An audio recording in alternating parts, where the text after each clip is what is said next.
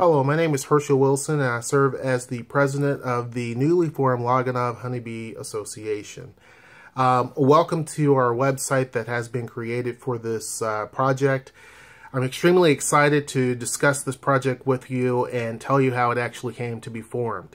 The Gonave Honeybee Association was originally formed February the 18th, 2016, after four students on the island of Gonave became beekeepers. One of those students happened to be a female, and which is wonderful because there's not a lot of female beekeepers, and having one of them, one out of the four, is really a great way to start off this project and program. We're extremely excited about this program. I feel that it's going to continue to grow and to be much bigger than what it is today.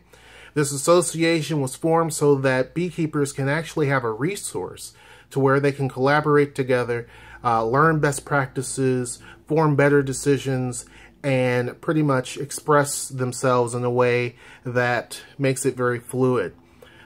When I was there in Haiti, I wanted to make sure that I taught modern beekeeping. And in fact, some of the students went to visit an apiary where the individual was using old world techniques such as log hives and rock hives.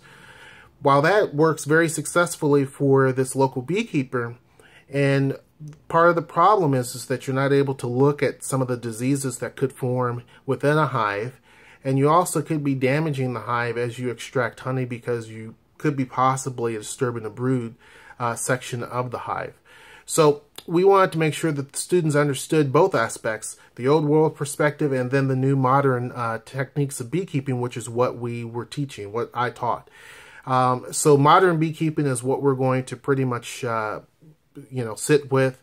They understand the differences within the hives, such as Langstroth hives, from top bar hives, different things like that. More than likely, those are going to be the two types of hives that we will focus on the island.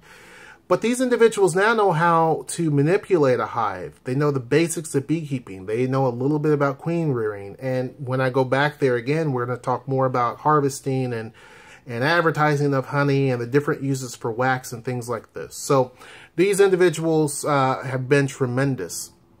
This wouldn't have been possible, I have to say, if it wasn't for Greater Good, Haiti, and the founding director, Kelly Kobza. I can't say enough positive things about Kelly Kobza.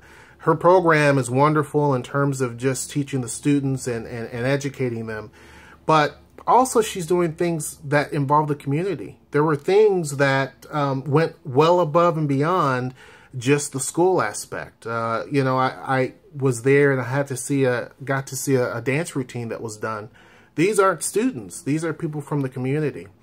She also teaches her staff, in terms of English and different things like that.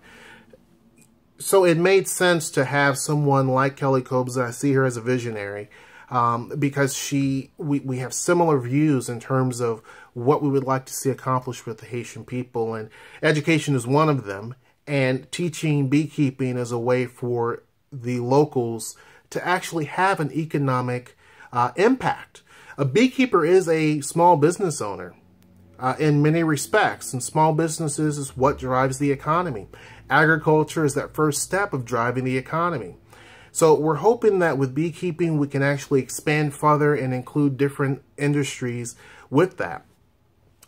Kelly Kobza and I, we have a great relationship because she was there to help with the training. I provide the technical aspect, and then we had a translator, but she also helped with the translation because a lot of the English words and some of the complicated parts of it, of just teaching this material, the translator may not have actually correctly got. So Kelly was there to kind of bridge that gap. So it really, really helped. And she also added more questions to the exam than what was reality. So the students not only passed the bar that I set, but they exceeded it because even though there were more questions, they still did not miss more answers. So I think the most that folks had missed was 2. So, and then there were some that didn't miss any. So it goes to the fact of many different things. It's not so much the teacher. It goes to the fact of how well the students wanted to learn. They have a deep drive to want to improve their economic situation. And also just the great work that the translator and Kelly were able to do to give that information to the students. You know, that together made the perfect storm. So I'm extremely excited about this program, this project. I think that, you know, there's not enough that I can say about it. You know, Kelly and I also worked together to, I found, you know, prior to this whole entire thing, and it was really difficult, I have to say, in terms of getting, you know, when I first started this whole project, it was really difficult to find people to really work with, you know. Folks they were not interested in wanting to be a part of this project, which I didn't understand, because it's a way to build the economics of even just one individual. If that happened, it's a worthy cause, but it was very difficult. So again, without Greater Good and Kelly Kobza, this wouldn't have happened. This project would have stopped right there. But I had to talk with several different you know, beekeepers here in the Seattle area, throughout the United States, and even in different parts of the country, in terms of getting research and in terms of trying to figure out a fodder program that would work there in Haiti. So it took a lot of background work, over a year of planning to get to this point. Along the way, I also found an organization called the Bee Cause, which basically allowed us to get a grant. Kelly was able to really get this grant in order. We both worked together to actually write the proposal, put our heads together, put our minds together, and her determination made sure that they shipped it out to her in time so that she can bring it to Haiti. It was a unique journey getting that package all the way to the island, but it was wonderful. It was again a collaborative effort of many different people in the background making this happen. I had the opportunity to work with some of her staff and her in terms of putting up that observation hive. The observation hive was beautiful going up. That was a key moment, other than the fact that the students actually graduated and learned this program.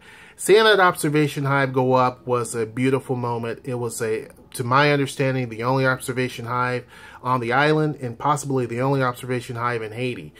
But to see this observation hive go up was just a bright point in this. This observation hive will do many different things. One, it will teach her local students in terms of how the inner workings of beekeeping and things like that. But it also will teach locals in the community not to fear bees and to see the inner workings of the hive. And new beekeepers will be able to actually learn the inner workings of a hive just by using this observation hive. So it's a wonderful program, wonderful project. We're looking to grow it. In 2017, there's going to be a lot more changes. So this is just the beginning. This is the beginning. You know, we have an individual that can actually make actual bee boxes for us. And while there, they made a Nook box for the very first time. So this program has been bigger than what I thought. And again, it's a collaborative effort that involved many different people. I was there to witness it, and it was a beautiful thing.